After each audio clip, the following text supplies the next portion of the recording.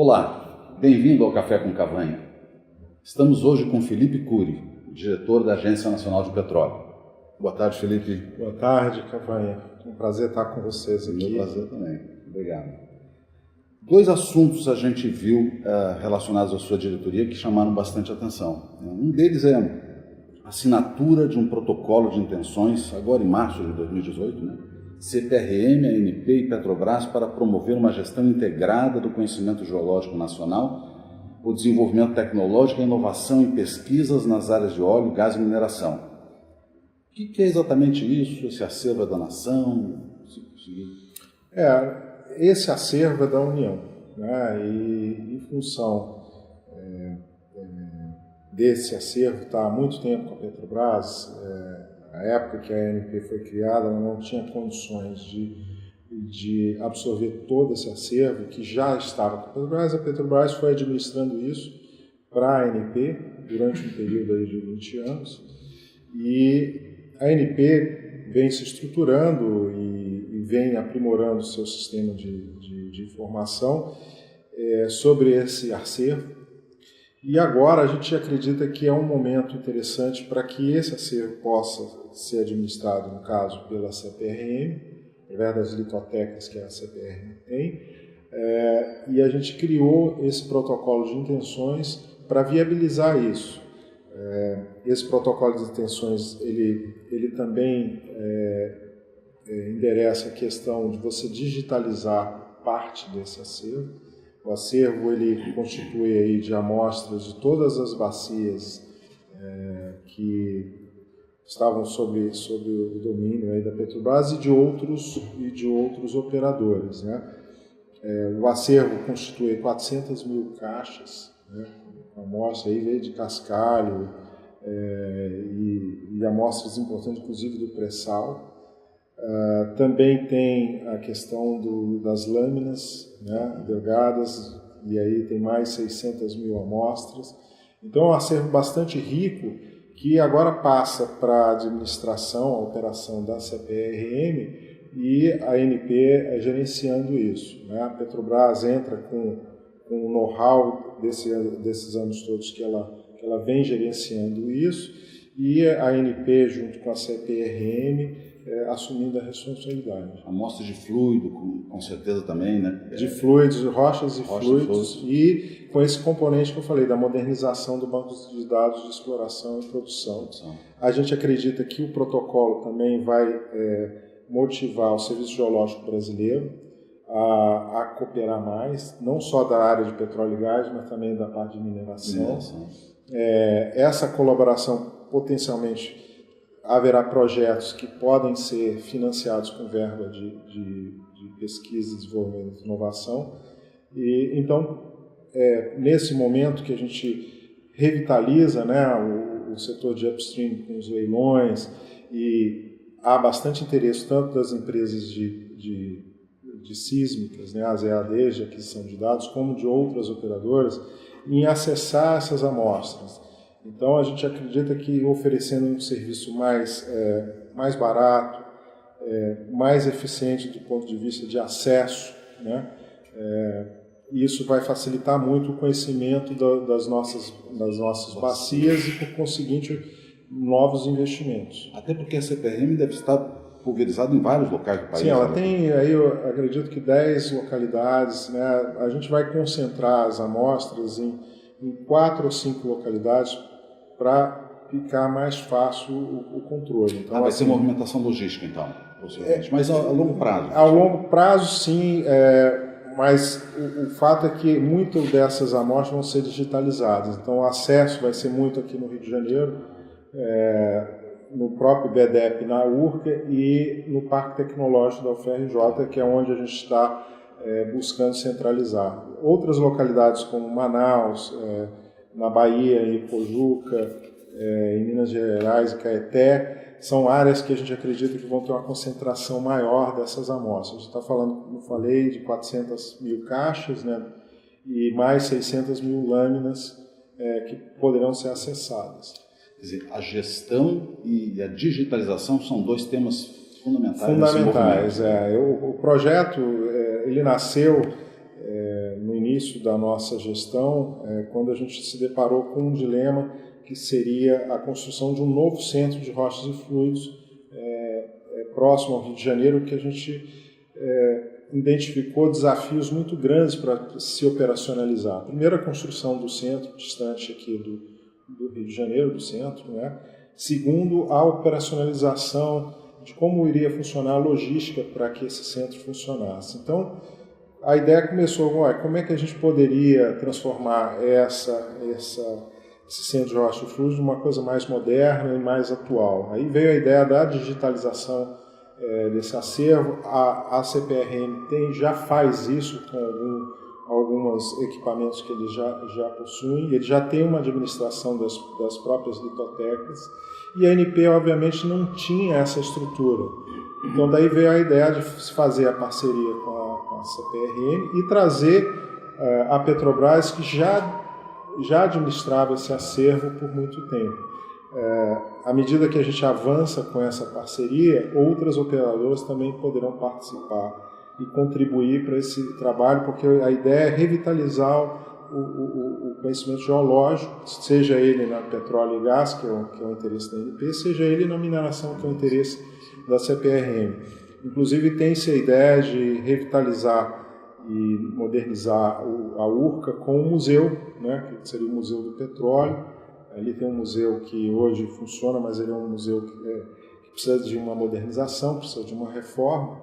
E além disso, criar centros de pesquisas geológicas, né? Então, a gente vê com muito bons olhos esse início de trabalho.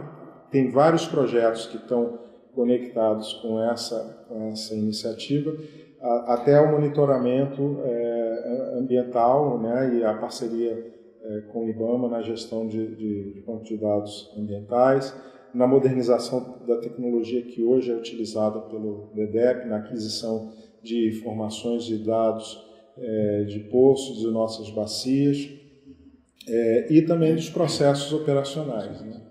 E a universidade, a pesquisa, acesso a dados, como é que isso está sendo tratado? As universidades vão se beneficiar porque você vai baratear os custos de acesso a esses dados. O BDEP está estudando a possibilidade de colocar os dados na nuvem, seria um passo seguinte, os dados públicos estarem disponibilizados na nuvem, e através disso, quer dizer, você baratear os custos, né, que hoje tem a adesão do BDEP, ela é paga pelas operadoras e pelas as empresas de aquisições de dados, e tem muito processo físico ainda, manual, ou seja, a empresa requisita um dado, ele é baixado numa fita, essa fita é levada pelo operador, pela empresa de aquisição de dados, e isso traz um custo para o próprio BDEP de manter esse acervo e de atualizá-lo na medida que, né, for necessário. Com a colocação da nuvem, isso se torna mais fácil. A gente vai contratar a nuvem como serviço e vai oferecer como um serviço.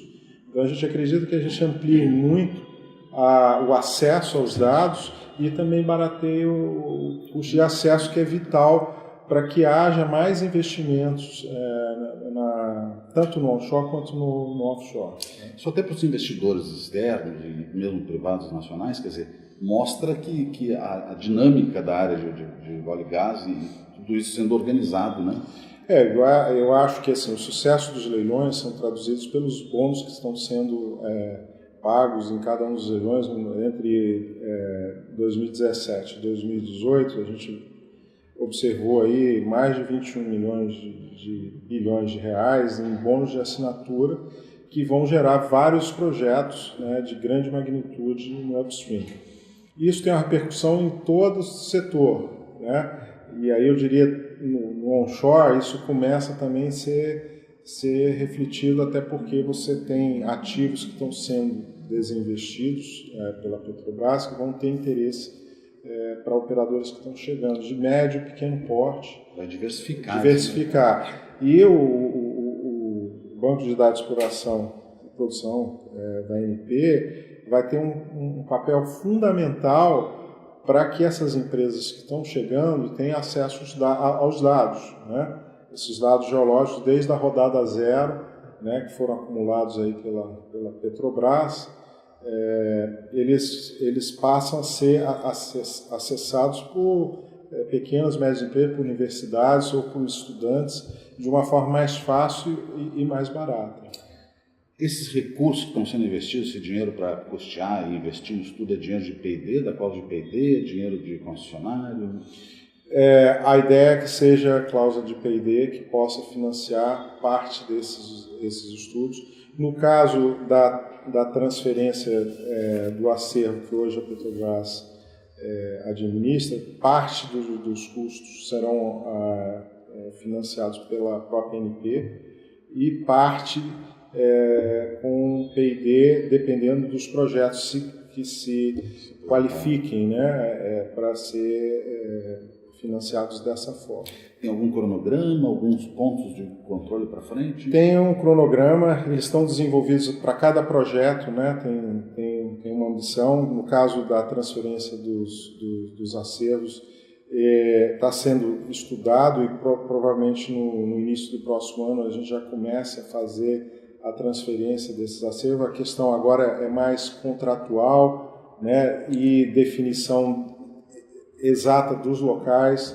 Por exemplo, o principal local de estudo seria o Parque Tecnológico do Fundão e a URCA, né, onde está localizado a CPRM e o próprio BDEP. Seriam locais bastante importantes, bem estratégicos, e hoje a gente passa por questões contratuais para viabilizar isso. Projetos que estão relacionados com o monitoramento do meio ambiente, gerenciamento do banco de dados ambiental, iniciativas de digitalização e nuvem, todos esses projetos eles vão estar dentro de um guarda-chuva que trata da modernização da nossa Superintendência de Banco de Dados e Exploração, né?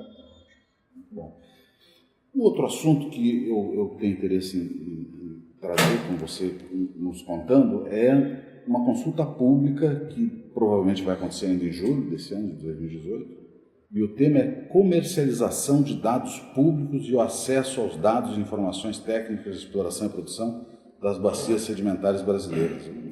Um tema extremamente relevante para a segurança de quem investe, né? Sem dúvida. Bem, isso partiu da Superintendência, né, no início de 2017, no meio de 2017, uma forma de aperfeiçoar o estoque regulatório e retirar o custo regulatório das empresas que acessam os dados. Então, quer dizer, a Superintendência começou a estudar as resoluções e identificou oportunidades de aperfeiçoamento, aprimoramento, simplificação regulatória. Nesse caso específico, estão sendo, vamos dizer assim, aglutinadas duas resoluções, a número 1 e a número 11, que trata de autorização de qualificação, né, habilitação do operador ou empresa de aquisição de dados, e outra trata da própria autorização para que as empresas possam fazer a atividade, seja de aquisição de dados, seja do processo que está em andamento na concessão, né? Então, reuniu-se todos esses artigos, né, e duplicidade, e simplificou bastante essas duas resoluções, e a gente acredita que com isso vai facilitar muito o trabalho das empresas, né? Ampliou-se os prazos, por exemplo, de dados para as empresas de aquisição de dados, ou seja, elas têm 10 anos para comercializar. Após esse período, a ANP, eles se tornam públicos e a ANP passa a gerenciar isso. E para as empresas operadoras, esse prazo está definido pelo contrato de concessão que elas têm, né? 10 anos para dados de sísmica. Isso. E 2 para poços, uma coisa assim. Para poços, os demais dados são 2 anos, então isso está sob consulta. E aí vamos ver como é que as empresas vão reagir em relação a esses prazos que estão sendo colocados. Essa é uma questão que eu queria te colocar, ouvir você. Qual é a expectativa dessa audiência, que haja bastante concordância, pouca concordância, os temas são... A gente acredita que vai haver bastante convergência, porque a gente já vem conversando com as empresas desde o ano passado. Então, nós fizemos um seminário, as empresas, tanto as operadoras quanto as empresas de aquisições de dados, colocaram as questões mais preementes, né? Principalmente a questão de confidencialidade dos dados, né? Dados exclusivos, não exclusivos, qual o período de sigilo, esses dados de poço e de outros requisitos exploratórios também foram submetidos à consulta, período de 2 anos. Quer dizer, já participaram da construção. Eles já participaram da construção de alguma coisa. E aí a expectativa da ANP é que nesse período aí, foram 15 dias de consulta pública, na verdade foram 15 dias estendidos por mais 15, por solicitação de algumas empresas, e aí no dia 17, se eu não me engano, vai haver a audiência pública, onde vão estar manifestados os principais interesses ali. Mas a gente acredita que essas duas resoluções, elas sendo unificadas, vai trazer muito ganho do ponto de vista regulatório, retirada de custo regulatório, mas mais importante ainda, a gente vai ampliar o nível de acesso e baratear os custos para acessar esses dados. Quem sabe um dos grandes pontos que você citou, mas reforçando, é a questão do sigilo, a percepção que eles têm de que esse dado será protegido, porque é um investimento enorme que eles fazem. Sim. E a questão é, principalmente para as empresas de aquisição de dados, o período foi estendido para 10 anos, né? E após esses 10 anos de comercialização, a ANP faria uso desses dados, aí elas não poderiam mais fazer a utilização desses dados. Então, me parece que foi um consenso que esse seria um período razoável. Obviamente, eles pediram mais tempo e a gente achou que 10 anos seria razoável e é assim que a gente está submetendo. Como é no mundo? A ANP tem alguma referência em outros lugares do mundo? Em vários outros lugares do mundo, esse é mais ou menos um padrão, né? Quer dizer, e a gente acredita que a gente está alinhado com os padrões internacionais. Né? E universidade? Quer dizer, porque a universidade quer acessar dados, esses dados são protegidos, mas vocês vão fazer alguns pacotes... Na própria resolução estabelece que as universidades vão ter acesso, antes tinha uma limitação, agora não tem essa limitação, desde que assinado as devidas, a parte burocrática seja atendida, então a universidade vai ter bem mais acesso do que tinha antes, e inclusive, claro,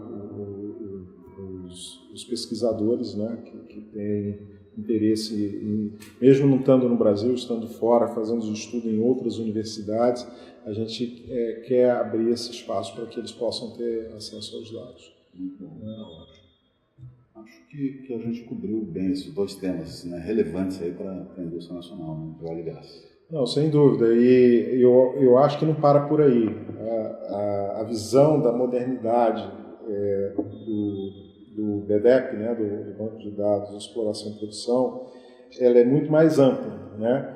A gente está incorporando as principais tecnologias que estão existentes aí disponíveis no mercado hoje para que isso se torne um atrativo, né? Esses ativos eles sejam melhor conhecidos, né? As bacias brasileiras sejam melhor conhecidas e com informação as empresas possam fazer investimentos mais vantajosos, tanto para a sociedade quanto para as empresas, né? Se a gente torna os ativos mais atrativos através do conhecimento, as empresas podem identificar melhor seus custos, né, nessa busca, né, ou na exploração, e reverter, obviamente, pagamento de royalties, impostos, emprego, desenvolvimento econômico. Então é vital, eu diria, para a indústria e para a sociedade que a gente tenha essa modernização, né? Que a gente possa, não só do ponto de vista regulatório, que a gente está simplificando os processos, né? Quando a empresa recebe agora uma autorização, ela é uma autorização para 5 anos, seja para a terra, seja para mar, seja para o ar, seja para onde for, ela recebe irrestrito por todo o território nacional. Antes era todo segmentado, você recebe para essa área, é para onshore, não é para offshore e assim por diante. E agora a gente amplia muito esse acesso. E ao longo do tempo a gente vai utilizando essas tecnologias. Eu falei da nuvem, né? É um modelo que hoje é utilizado para várias outras atividades e poderia, obviamente, ser utilizado para o BDEP, que é uma relação de adesão e pagamento de um serviço mensal. Né? E não, por que não utilizar a nuvem para ter o gerenciamento desses dados públicos? São públicos, né? Citou dois pontos muito interessantes, quer dizer, a simplificação regulatória, que tem que estar atrelada também a uma estabilidade regulatória. Isso. Né? E a tecnologia para disponibilizar essa informação, né? Exato. E assim, a gente também quer possibilitar, como a ANP ela agrega dados de todo o mercado, de todas as operadoras, a gente tem a condição de fazer, vou colocar aqui um nome que é bem conhecido, Big Data, né? Com bastante propriedade, porque você agregando todos esses dados, são os dados exploratórios de produção das nossas bacias, mais dados de terceiros, e você conseguir transformar isso em poder de decisão para as empresas, isso eu estou tirando, vamos dizer assim, incerteza e melhorando a capacidade das empresas de poderem investir nos ativos, né? Então, eu acho que cabe, e é uma função da ANP e do governo, de fomento. Ou seja, eu estou disponibilizando dado, eu estou facilitando o acesso à informação para que os investidores ou as empresas façam, vamos dizer assim, investimentos de uma forma mais ampla e educada, ou seja, tem o conhecimento daquilo que ele está fazendo, né? Então, a precificação dos ativos, ela fica diferente, né? E a gente se aproxima de outros lugares importantes do mundo que estão trabalhando dessa forma. Exato, e a gente tem um objetivo muito forte de melhorar a atividade no onshore. Hoje, como você deve saber, a atividade está muito concentrada no offshore, né? No onshore, a produção está em torno de 120 mil barris dia, enquanto que no offshore você tem 2 milhões e 600 barris dia. Quer dizer, é uma disparidade grande, enquanto, quer dizer, no onshore nós temos lá 7 mil poços, mais ou menos, então a produtividade chega de 17 barris por dia. No offshore, eu diria mais, né, concentrado no pré-sal, 20 mil barris dia é a média, né? Então, assim, a produtividade de um e de outro ainda tem muito espaço para que a gente possa avançar no onshore, inclusive com a exploração não convencional, né? O shale gas, que tem sido bastante exitosa em outros países, nos nossos vizinhos, por exemplo, na Argentina, nos Estados Unidos, e por que não no Brasil, com a possibilidade de capilarizar investimentos em regiões que são remotas e que precisam tanto, né, de desenvolvimento econômico. Quem sabe tem que existir um trabalho de convencimento no bom sentido, convencimento por informação clara, para que destrave. Eu acredito que seja super importante desmistificar o que é essa exploração não convencional. Quais os benefícios? A gente ainda nem sabe qual o potencial, porque a gente não tem atividade, né? A quantidade de atividade exploratória no onshore é pequena e, portanto, o conhecimento geológico também ele se torna menor ou não suficiente para a gente quantificar esse potencial.